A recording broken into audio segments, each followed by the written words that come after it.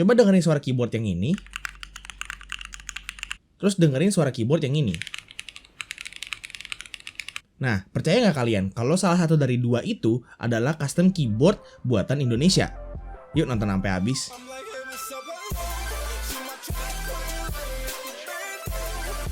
Halo semuanya, selamat datang di channel Tommy Pratama, di mana di sini gue sendiri Tommy akan menjadi host kalian sehari-hari.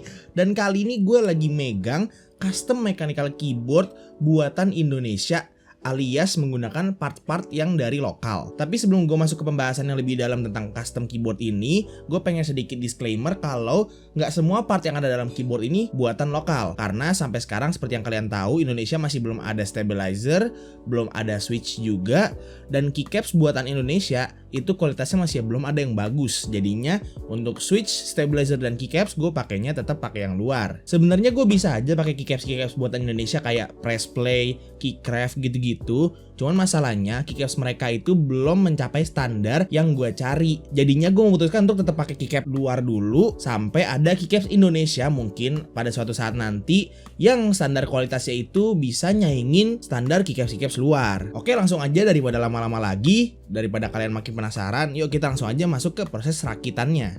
Jadi pertama-tama, 3 komponen utama yang akan gue pakai untuk merakit custom keyboard ini adalah PCB, plate, dan case. PCB-nya adalah PCB DYZ60, di mana PCB ini didesain sendiri oleh salah satu member IMKG, yaitu Om Dayat. PCB ini udah hot swap dan layoutnya udah pakai layout sangan, di mana bagian kanan bawahnya itu bentuknya beda dari layout biasa kayak ANSI ataupun ada yang arrow keys-nya. Di sini dia pakai right shift 1.75U dan di sebelah kanannya itu ada tombol function yang nantinya bakal dipakai buat layering. Oh iya, PCB-nya ini juga underglow. Jadinya di bagian bawahnya itu ada LED SMD dan underglow-nya ini bisa diatur dengan menggunakan software VIA. Yang kedua adalah plate-nya. Di sini gue menggunakan plate berbahan polikarbonat yang gue beli dari Mekalen. Plate ini juga made in Indonesia dan alasan gue menggunakan polikarbonat plate adalah supaya memberikan typing feel yang cenderung lebih empuk dan gak bikin cepet pegel apabila gue pakai ngetik atau main game dalam jangka waktu yang lama. Nah, yang ketiga adalah case-nya. Case ini adalah case sandwich acrylic tray mount buatan Pixloop. Di sini gue custom ke dia untuk warnanya itu dibikin hitam dengan aksen putih di tengahnya. Dan di bagian bawahnya itu frosted supaya bisa ngepamerin underglow RGB-nya tapi tetap ke difusi cahayanya. Nah, terus gue copot semua sarang murnya karena di keyboard ini gue nggak mau pakai mounting system tray mount, tapi melainkan pakainya gasket mount. Di bawahnya gue juga request untuk kasih logo Hana atau bunga dalam bahasa Jepang biar keyboard gue bisa kembaran sama keyboard pacar gue. Nah, sekarang masuk ke parts tambahannya. Di sini gue pakai Cherry PCB mount clip-in stabilizers yang udah di loop dengan Permatex dan Krytox 12G0 dan juga udah di holy mode. Buat kalian yang mau tahu gimana cara gue ngetune stabilizer gue biar nggak rattle lagi, bisa nonton tutorial tuning stabilizer dan tutorial holy mode yang ada di channel gue. Dan juga karena gue pakai PCB-nya yang layoutnya sangan, jadi gue pakainya spasi yang ukuran 7U, sedikit lebih panjang dibanding spasi pada umumnya yang ukurannya 6.25U. Untuk switch-nya, gue sempat pakai Cherry MX Hyperglass Black pas livestream build keyboard ini. Tapi sekarang gue ganti untuk alfabetnya, gue pakai Black Cherry Pies. Black Cherry Pies adalah Franken switch atau switch campuran yang terbuat dari bottom housing switch JWK, top housing switch Cherry, dan stem switch scale yang long pole. Untuk tombol selain alfabet dan spasi, gue pakai switch Gatron Black KS3 yang springnya juga udah diganti ke 62 gram. Semua switch udah di loop dengan menggunakan Krytox 12G0 dan 105 pada springnya. Nah, komponen terakhir yang dibutuhkan dari keyboard ini adalah o-ring gede ini. Ini disebutnya sih gummy worm o-ring. Gue beli ini terpisah dari komponen keyboard lain karena sebenarnya waktu itu cuma nyoba-nyoba aja dan ternyata berhasil. Gue lupa ini ukurannya berapa. Pokoknya bakal ada link pembelian di deskripsi buat kalian yang tertarik buat nyoba juga. Fungsi dari gummy worm o-ring ini adalah untuk merealisasikan mounting system gasket mount yang mau gue aplikasiin ke custom keyboard ini. Nah, untuk proses buildnya sebenarnya sama aja sama keyboard lain untuk awalannya. Pasang dulu stabilizer ke PCB-nya karena stabilizernya itu PCB mount. Kalau udah, taruh plate di atas PCB dan pasang switch di 4 sudut keyboard dan 2 atau 3 switch di bagian tengahnya supaya plate-nya bisa nempel ke PCB-nya. Nah, kalau udah, tinggal pasangin tuh semua switch-nya ke PCB-nya.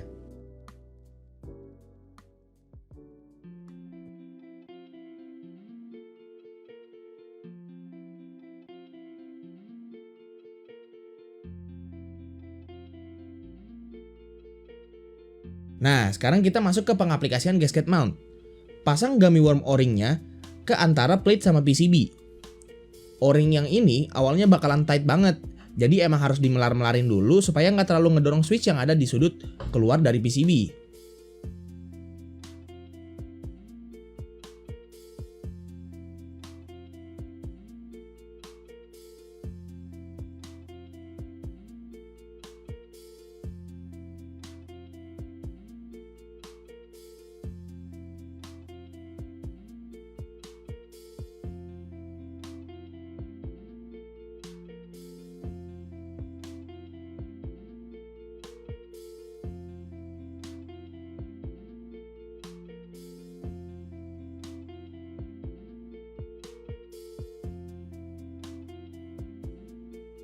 Nanti tampilannya bakal kayak gini nih.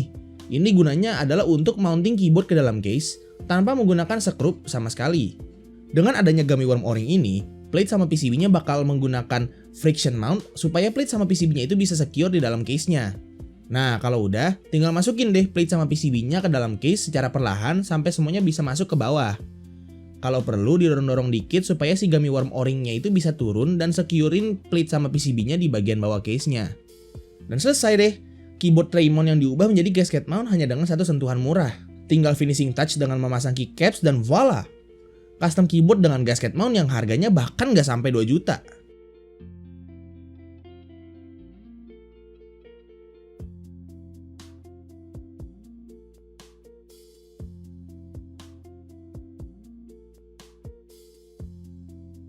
Oke, jadi first impression gue tentang keyboard ini adalah karena ini pertama kalinya gue nyobain atau punya keyboard gasket mount, feeling ngetiknya itu enak banget, dia tuh empuk banget karena dia pakai polycarbonate plate juga. Udah gitu karena dia gasket mount, jadinya setiap kali bottom out itu sedikit di cancel out dari si bounciness dari si plate sama PCB-nya. Jadi kalau misalnya dipencet gini nih, itu dia akan sedikit turun, terus habis itu ngasih feedback naik lagi.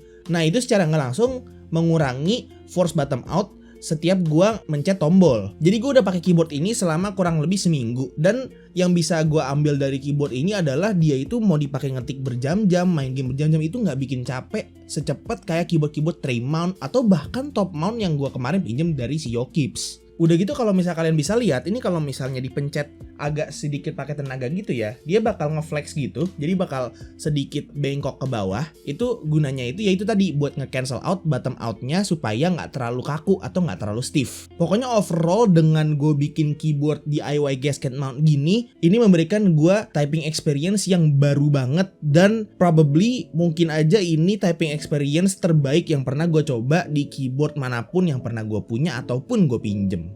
Gue yakin banget dengan gue bikin video kayak gini pasti banyak banget dari kalian yang nonton pengen coba-coba buat nge-mod tray mount keyboard kalian menjadi gasket mount. Oleh karena itu gue bakal ngasih semua link pembelian komponen-komponen yang gue pakai di keyboard ini di deskripsi di bawah supaya kalian kalau misalnya mau nyoba langsung aja cek di deskripsi di bawah. Untuk total harganya sendiri, PCB-nya ini gue beli sekitar 615.000, plate-nya 200.000, case-nya 350.000, stabilizer 150.000, dan O-ring-nya itu cuma 8.000.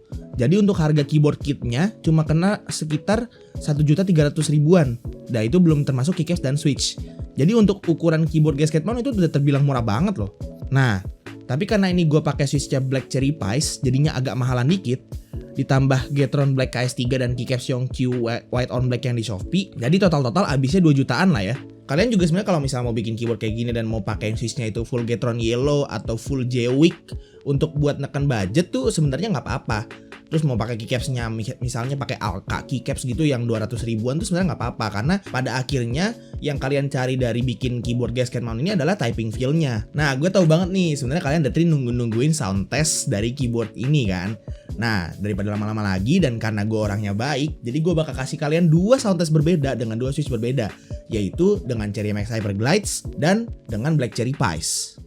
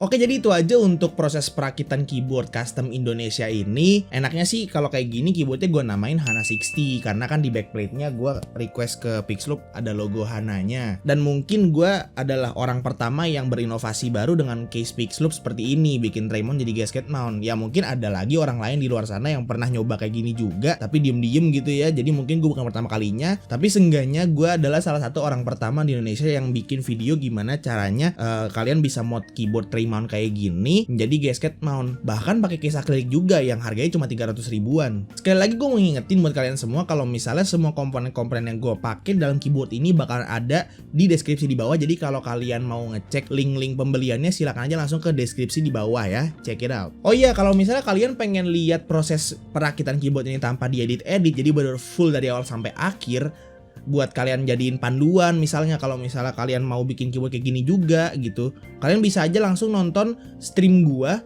yang dimana gue ngerakit keyboard ini untuk pertama kalinya. Nanti linknya bakal gue kasih di deskripsi juga. Nah itu bener-bener lengkap. Jadi gue di situ nge-stream bikin keyboard ini tray mount, terus gue pakai keycap O-ring mode, dan abis itu pakai gasket mount O-ring mode gini. Oke, jadi itu aja untuk video hari ini. Semoga seenggaknya video ini dapat membantu kalian dan memberikan kalian informasi tentang bagaimana sih cara kerjanya gasket mount keyboard, atau gimana sih cara nge-mod keyboard yang tadinya tray mount jadi gasket mount. Gimana sih cara bikin keyboard akrilik kita jadi jauh lebih enak gitu kan. Jadi seenggaknya memberikan kalian insight kepada gimana kalian bisa modifikasiin custom keyboard kalian udah full custom menjadi lebih elevated lagi experience-nya. Kalau misalnya kalian suka video ini silahkan like, kalau misalnya nggak suka silahkan dislike. Jangan lupa juga tinggalin kritik atau saran di comment section di bawah. Jangan lupa juga untuk subscribe kalau misalnya kalian pengen keep up dengan konten-konten gue selanjutnya. Dan juga jangan lupa follow sosial media gue, ada Instagram gue di deskripsi di bawah kalau misalnya kalian pengen tahu daily life gue kayak gimana. Dan juga kalau misalnya kalian mau join Discord gue, linknya bakal ada di deskripsi di bawah, dimana gue bakalan aktif banget di situ untuk mungkin ikutan diskusi sama kalian atau menjawab pertanyaan-pertanyaan kalian. Jadi tinggal join aja tuh, link Discord bakal ada di deskripsi. Itu aja untuk video hari ini. Terima kasih buat semua yang udah nonton dari awal sampai akhir.